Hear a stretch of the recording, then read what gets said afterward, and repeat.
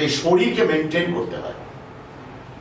খাদ্য খাবার থেকে শুরু করে ঘুম থেকে ওঠা থেকে ঘুমোতে যাওয়া পর্যন্ত তার জীবনের প্রত্যেকটা পর্যায়ে প্রত্যেকে আপনার স্ট্যামিনা দিদি, আপনার পাওয়ার, শক্তি, এবং সত্যি কথা বলতে আপনার ভেতরের যে সৌন্দর্য, সেই সৌন্দর্য, সেই বিউটিটা, আপনার মধ্যে যে একটা অপূর্ব মায়ের যে প্রতিরূপ আছে আপনার মধ্যে।